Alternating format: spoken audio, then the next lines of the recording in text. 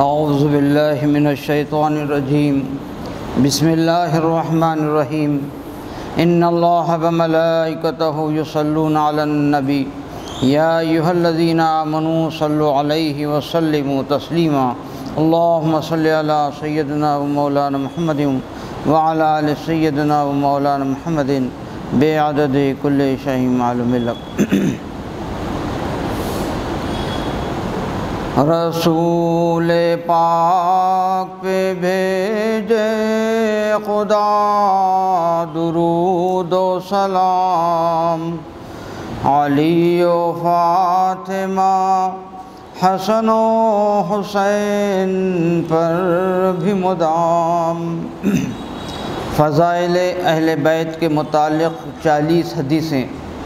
حضرت ابو درداء رضی اللہ تعالیٰ عنہ سے روایت ہے کہ حضور اکرم صلی اللہ علیہ وسلم سے دریافت کیا گیا کہ علم کی نہایت اور مرتبہ کون سا ہے جس پر پہنچ کر مرد فقیہ کہلاتا ہے اور فقہا کے زمرے میں شامل ہوتا اور ان کا ثواب پاتا ہے۔ حضور اکرم صلی اللہ علیہ وسلم نے فرمایا، جو دین سے متعلق 40 حدیثیں یاد کرے اور لوگوں تک پہنچائے تو اللہ تعالیٰ اسے قیامت کے دن گروہ فقہا میں اٹھائے گا اور میں قیامت کے دن اس کے گناہوں کی شفاعت کروں گا۔ اللہم صلی علی سیدنا مولانا محمد وعلی آل سیدنا مولانا محمد بعدد کل شیء معلوم لک۔ فضائل اہل بیت کے متعلق 40 حدیثیں۔ حضرت ابو درداء رضی اللہ تعالیٰ عنہ سے روایت ہے کہ حضور اکرم صلی اللہ علیہ وسلم سے دریافت کیا گیا کہ علم کی نہایت اور مرتبہ کون سا ہے جس پر پہنچ کر مرد فقیہ کہلاتا ہے، فقہا کے زمرے میں شامل ہوتا اور ان کا ثواب پاتا ہے۔ حضور اکرم صلی اللہ علیہ وسلم نے فرمایا، جو دین سے متعلق 40 حدیثیں یاد کرے اور لوگوں تک پہنچائے تو اللہ تعالیٰ اسے قیامت کے دن گروہ فقہا میں اٹھائے گا اور میں قیامت کے دن اس کے گناہوں کی شفاعت کروں گا اور اس کے ایمان و طاعت کی گواہی دوں گا۔ اہل بیت کی فضیلت پر 40 حدیثیں۔ حضرت مولانا علی کرم اللہ وجہہ فرماتے ہیں کہ حضور اکرم صلی اللہ علیہ وسلم حسنین کریمین کے ہاتھ کو اپنے دست مبارک میں لے کر فرمایا کہ جو مجھ سے میرے ان دونوں فرزندوں اور ان کے والدین سے محبت کرے گا وہ قیامت کے دن میرے ساتھ ہوگا اور جنت کے بھی اس درشے میں رکھا جائے گا جہاں میں رہوں گا۔ دوسری حدیث میں فرمایا، حضور اکرم صلی اللہ علیہ وسلم نے فرمایا، میرے اہل بیت امت کے لیے امان ہیں، جب اہل بیت نہ رہیں گے تو امت پر وہ آئے گا جو ان سے وعدہ ہے، یعنی قیامت کا عذاب۔ حضور اکرم صلی اللہ علیہ وسلم نے فرمایا کہ اپنی اولاد کو 3 باتیں سکھلاؤ، اپنے نبی کی الفت و محبت، دوسرے اہل بیت اطہار کی محبت اور تیسرے قرآن کریم کی قرأت۔ حضور اکرم صلی اللہ علیہ وسلم نے فرمایا، کوئی بندہ مومن کامل نہیں ہو سکتا یہاں تک کہ میں اس کو اس کی جان سے زیادہ پیارا نہ ہوں اور میری اولاد اس کو اپنی جان سے زیادہ پیاری نہ ہوں اور میرے اہل اس کو اپنے اہل سے زیادہ محبوب نہ ہوں اور میری ذات اس کو اپنی ذات سے زیادہ محبوب نہ ہو۔ آپ صلی اللہ علیہ وسلم نے فرمایا، جو شخص اہل بیت سے بغض رکھتا ہے وہ منافق ہے۔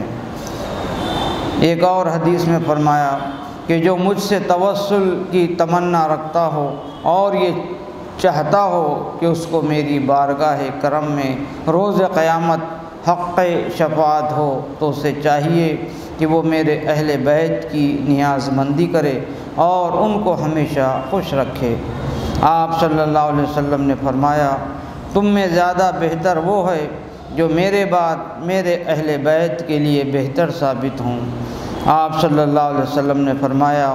قسم ہے اس ذات کی جس کے دست قدرت میں میری جان ہے، جس نے میرے اہل بیت سے بغض رکھا اللہ تعالیٰ اس کو دوزخ میں ڈالے گا۔ امیر المومنین حضرت سیدنا مولا علی مشکل کشا رضی اللہ تعالیٰ عنہ سے روایت ہے کہ حضور اکرم صلی اللہ علیہ وسلم نے فرمایا،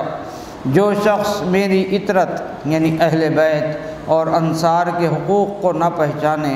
اور ان کے حقوق ادا نہ کرے تو اس میں ان 3 باتوں میں کوئی ایک بات ضرور ہوگی، یا تو وہ منافق ہوگا، یا زنا کی ہوئی اولاد ہوگا، یا پھر وہ حیض و نفاس جیسی ناپاکی کی حالت میں اس کی ماں کے پیٹ میں رہا ہوگا۔ حضرت علی مولا علی رضی اللہ تعالیٰ عنہ سے روایت ہے کہ میں نے حضور اکرم صلی اللہ علیہ وسلم سے سنا ہے کہ آپ نے فرمایا، جو لوگ حوض کوثر پر پہلے آئیں گے وہ میرے اہل بیت ہوں گے۔ امیر المومنین حضرت سیدنا عثمان ابن عفان رضی اللہ تعالیٰ عنہ سے روایت ہے کہ حضور اکرم صلی اللہ علیہ وسلم نے فرمایا،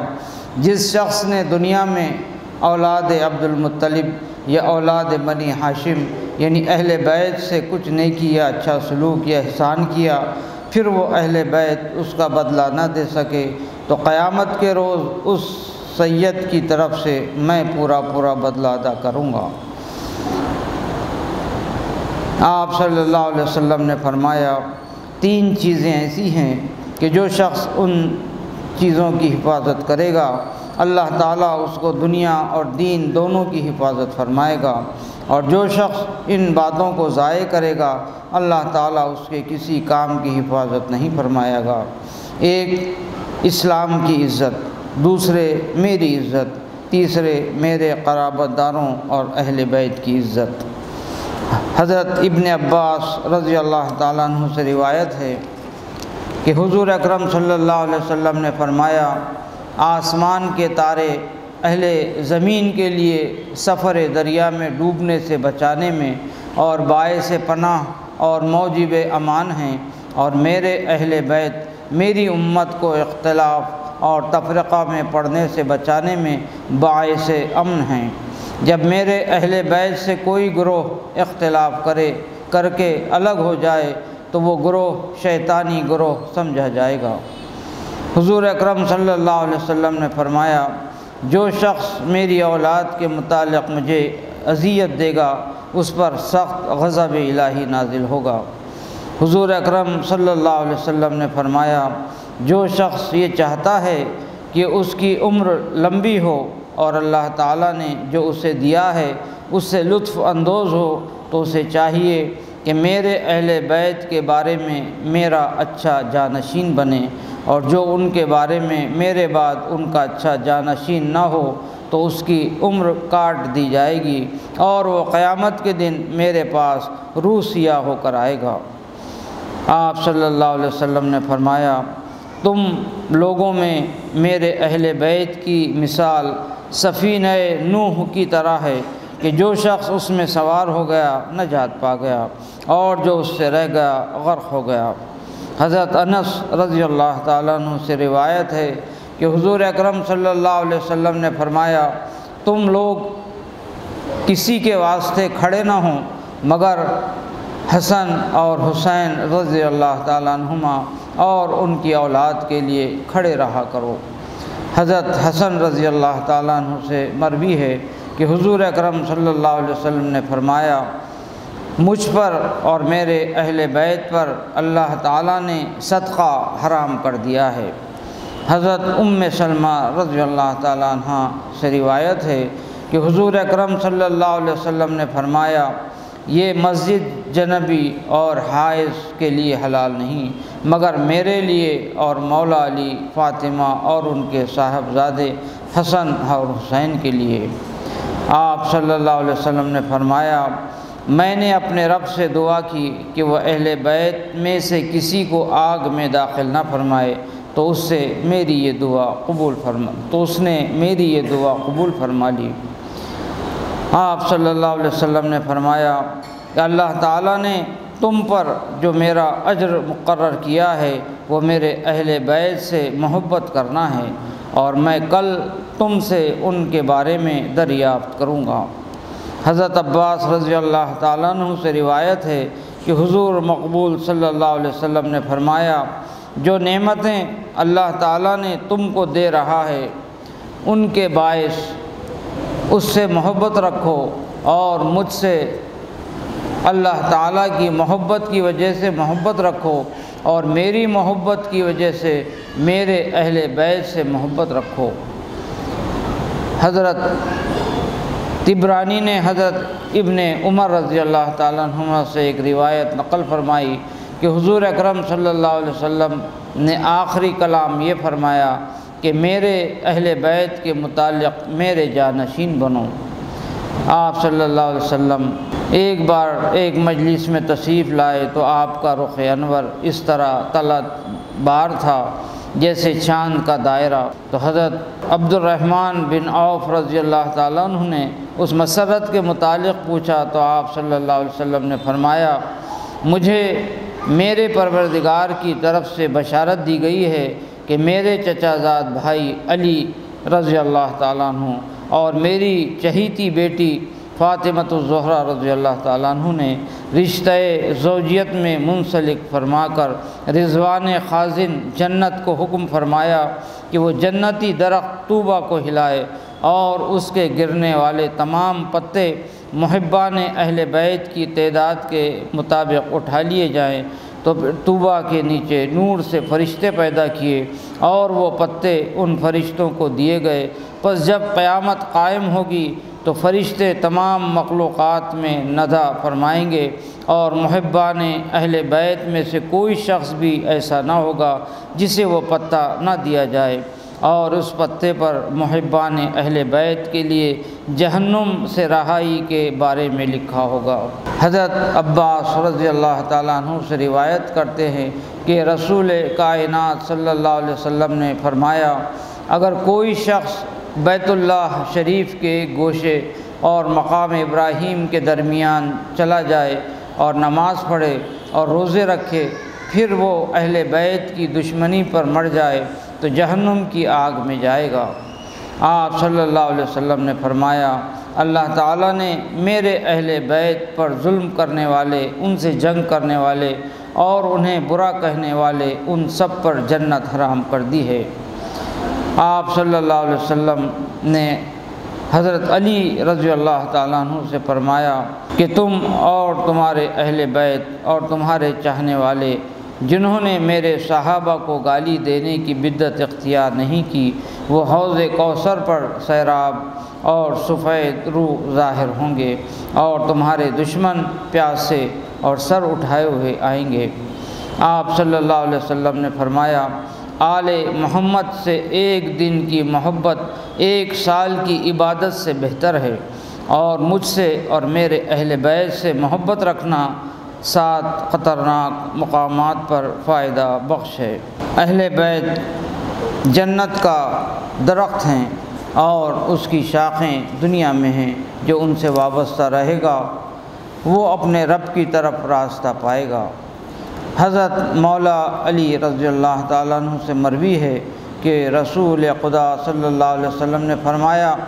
تم میں سے سب سے زیادہ پل صراط پر ثابت قدم رہنے والا وہ شخص ہوگا جو میرے اہل بیت اور میرے اصحاب کی محبت میں زیادہ مضبوط، قوی اور سخت ہوگا۔ آپ صلی اللہ علیہ وسلم نے فرمایا، جس نے میرے اہل بیت کو برا بلا کہا تو اللہ تعالیٰ اور اسلام سے مرتد ہو گیا، اور جس نے میری اولاد کو تکلیف دی اس پر اللہ کی لعنت ہوگی۔ آپ صلی اللہ علیہ وسلم کی معرفت یعنی پہچان دوزخ کے عذاب سے نجات کا باعث ہے، اور محبت رکھنا آل محمد صلی اللہ علیہ وسلم سے پل صراط سے گزر جانے کی سند ہے، اور ولایت آل محمد صلی اللہ علیہ وسلم کی امان ہے عذاب سے۔ حضرت عبداللہ بن عمر رضی اللہ تعالیٰ عنہ سے مروی ہے کہ حضور اکرم صلی اللہ علیہ وسلم نے فرمایا، میری امت میں سب سے پہلے میری شفاعت اپنے اہل بیت کے لیے ہوگی۔ آپ صلی اللہ علیہ وسلم نے فرمایا، قیامت کے روز میں 4 قسم کے آدمیوں کی شفاعت کروں گا۔ ایک وہ جو میری ذریت کی عزت کرے، دوسرے جو ان کی ضروریات کو پورا کرے، تیسرے جب وہ کسی کام میں پریشان ہو جائیں تو ان کے امور کو پائے تکمیل تک پہنچانے کے لیے سرگرم عمل ہو جائے، اور چوتھے جو اپنے دل اور زبان سے ان کا چاہنے والا ہو۔ آپ صلی اللہ علیہ وسلم نے فرمایا، میرے اہل بیت کے بارے میں ہماری محبت کا خیال رکھو، اس لیے کہ جو شخص اہل بیت سے اور ہم سے محبت رکھتے ہیں وہ اللہ تعالیٰ سے ملے گا تو وہ ہماری شفاعت سے جنت میں داخل ہوگا۔ اس ذات کی قسم جس کے قبضہ قدرت میں ہماری جان ہے، کسی شخص کا کوئی بھی نیک عمل اس کو کچھ بھی فائدہ نہ دے گا جب تک کہ وہ ہمارے حقوق کو نہ پہچانے اور ان کو ادا نہ کرے۔ آپ صلی اللہ علیہ وسلم نے فرمایا، جو شخص اللہ تعالیٰ سے محبت رکھتا ہے وہ قرآن سے محبت رکھتا ہے، اور جو قرآن سے محبت رکھتا ہے وہ مجھ سے محبت رکھتا ہے، اور جو مجھ سے محبت رکھتا ہے وہ میرے اصحاب اور قرابت داروں سے محبت رکھتا ہے۔ آپ صلی اللہ علیہ وسلم نے فرمایا، جس نے میرے اہل بیت کے کسی آدمی سے بغض رکھا اور وہ میری شفاعت سے محروم رہے گا۔ آپ صلی اللہ علیہ وسلم نے فرمایا کہ میرے اہل بیت حوض کوثر پر آئیں گے، اور میری امت میں جو شخص ان سے محبت کرے گا وہ 2 انگلیوں کی طرح ان کے ساتھ اکٹھا ہوگا۔ آپ صلی اللہ علیہ وسلم نے فرمایا، اسلام کی بنیاد میری محبت اور میرے اہل بیت کی محبت ہے۔ یہ تمام ابھی جو پڑھا گیا وہ 40 حدیثیں کا خلاصہ تھا۔ اس کے بعد کا عنوان ہے اہل بیت اور صحابہ کرام و صلحاء امت۔ حضور سید الانبیاء و مرسلین صلی اللہ علیہ وسلم کا ارشاد عالی ہے کہ آل محمد کو پہچاننا آتش دوزخ سے نجات کا ذریعہ ہے، اور آل محمد سے محبت رکھنا پل صراط سے گزارتا ہے، اور آل محمد سے عقیدت عذاب الہی سے امان ہے۔ اس کے علاوہ اور بہت سی احادیث ہیں جسے ہم نے ابھی پچھلے اوراق میں پڑھے ہیں۔ اللہ کے رسول ہمارے آقا و مولا حضور تاجدار دو عالم صلی اللہ علیہ وسلم اپنے اہل بیت اطہار کی تعظیم و تکریم کی تعلیم اپنے صحابہ کرام کو دیتے رہے۔ یہی وجہ ہے کہ صحابہ کرام، تابعین، تبع تابعین اور ائمہ اعظام رضوان اللہ تعالیٰ عنہم اجمعین بھی ہمیشہ اہل بیت اطہار کی محبت کی بہت زیادہ تعظیم اور تکریم کرتے رہے، اور ان سے محبت اور الفت رکھتے، اور اپنے آپ کو ان سے وابستہ رکھنے میں فخر محسوس کرتے۔ چنانچہ خلیفہ اول حضرت سیدنا صدیق اکبر رضی اللہ تعالیٰ عنہ اہل بیت اطہار سے اپنی محبت کا اظہار ان الفاظ میں فرماتے ہیں کہ خدا کی قسم جس کے قبضہ قدرت میں میری جان ہے، مجھ کو اپنے اقربا سے حضور اکرم صلی اللہ علیہ وسلم کے اقربا محبوب تر ہیں۔ انہی کا ایک اور ارشاد ہے، یعنی میری محافظت کرو، یعنی حضرت سیدنا محمد مصطفیٰ صلی اللہ علیہ وسلم کی ان کے اہل بیت میں یعنی عزت و حرمت محمدی اس میں سے ہے کہ ان کے اہل بیت کی تعظیم و تکریم کی جائے۔ خلیفہ دوم حضرت سیدنا عمر فاروق رضی اللہ تعالیٰ عنہ بھی اپنی اولاد سے زیادہ اہل بیت اطہار سے محبت فرمایا کرتے تھے، اور ہر موقع پر ان کو فوقیت دیا کرتے تھے۔ چنانچہ ایک مرتبہ آپ نے مال غنیمت جو آپ کے عہد خلافت میں شہر مدائن کی فتح کے وقت آیا تھا، حضرات حسنین کریمین رضی اللہ تعالیٰ عنہما کی ہزار درہم دیے، اور اپنے فرزند ارجمند حضرت عبداللہ رضی اللہ تعالیٰ عنہ کو صرف 500 درہم دیے۔ تو حضرت عبداللہ بن عمر رضی اللہ تعالیٰ عنہما سے کہا، یا امیر المومنین، میں حضور اکرم صلی اللہ علیہ وسلم کے عہد مبارک میں جوان تھا، اور آپ کے حضور جہاد کرتا تھا، اور حضرات حسنین اس وقت بچے تھے اور مدینہ منورہ کی گلیوں میں کھیلا کرتے تھے۔ آپ نے ان کو ہزار درہم دیے اور مجھے صرف 500 درہم دیے۔ آپ نے فرمایا، بیٹا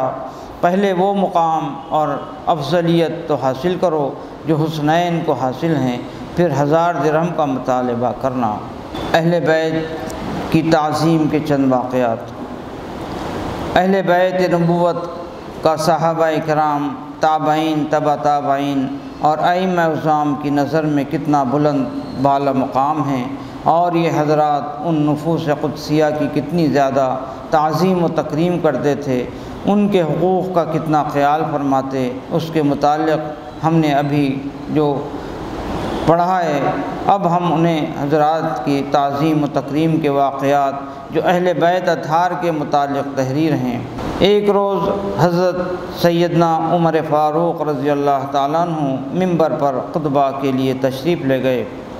وہاں حضرت حسین رضی اللہ تعالیٰ عنہ موجود تھے۔ آپ کو منبر پر تشریف فرما دیکھ کر فرمایا، میرے بابا جان کی منبر سے اترے۔ حضرت عمر فاروق رضی اللہ تعالیٰ عنہ نے فرمایا، بے شک یہ آپ کے بابا جان حضور سرور کائنات صلی اللہ علیہ وسلم ہی کا منبر ہے، میرے باپ کا نہیں، مگر یہ تو بتلاؤ تمہیں کس نے سکھلایا ہے؟ حضرت مولا علی رضی اللہ عنہ یہ سن کر کھڑے ہوئے، فرمایا واللہ میں نے ان سے کچھ نہیں کہا۔ حضرت عمر فاروق رضی اللہ تعالیٰ عنہ نے فرمایا، آپ سچے ہیں اور میں آپ پر بدگمانی نہیں کرتا۔ اس کے بعد حضرت امام حسین رضی اللہ تعالیٰ عنہ کو اپنے پہلو میں بٹھایا اور فرمایا کہ اے امام حسین، ہم نے یہ بلندی تو تمہارے بابا جان کے ذریعے ہی پائی ہے۔ ایک مرتبہ امیر المومنین حضرت حسن مجتبیٰ رضی اللہ تعالیٰ عنہ امیر المومنین حضرت سیدنا عمر فاروق رضی اللہ تعالیٰ عنہ کے کاشانہ خلافت میں تشریف لے گئے۔ وہاں دیکھا کہ حضرت عمر فاروق رضی اللہ تعالیٰ عنہ کے صاحبزادے حضرت عبداللہ رضی اللہ تعالیٰ عنہ کا کاشانہ کے باہر کھڑے ہوئے ہیں اور اجازت طلب کر رہے ہیں۔ اتفاق سے ان کو حاضر ہونے کی اجازت نہیں ملی، تو حضرت حسن رضی اللہ تعالیٰ عنہ یہ خیال کر کے کہ جب انہوں نے اپنے صاحبزادے کو اندر آنے کی اجازت نہیں دی تو مجھے کب دیں گے، واپس ہو گئے۔ حضرت عمر فاروق رضی اللہ تعالیٰ عنہ کو معلوم ہوا کہ حضرت حسن رضی اللہ تعالیٰ عنہ اس خیال سے واپس چلے گئے، تو آپ نے فوراً ان کو بلوایا۔ انہوں نے آ کر کہا کہ امیر المومنین، میں نے سوچا کہ جب آپ نے اپنے صاحبزادے کو اجازت نہیں دی تو مجھے کب دیں گے؟ تو حضرت عمر رضی اللہ تعالیٰ عنہ نے فرمایا، تم اس سے زیادہ اجازت کے مستحق ہو، اور یہ بال سر پر اللہ تعالیٰ کے بعد کس نے اگائے سوا تمہارے، یعنی تمہاری بدولت راہ راست پائی اور تمہاری برکت سے اس مرتبے کو ہم پہنچے ہیں۔ رسول پاک پہ بھیجے خدا درود و سلام، علی و فاطمہ حسن و حسین پر بھی مدام، صلی اللہ تعالی علی خیر خلقہ و نور عرشہ محمد وعلی آلہ واصحابہ وازواجہ وذریاتہ واہل بیتہ واحباب اجمعین برحمتک یا ارحم الراحمین، لا الہ الا اللہ۔